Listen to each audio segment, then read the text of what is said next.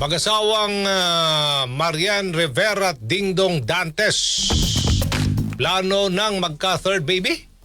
Myra J. Nasayaw sa balita.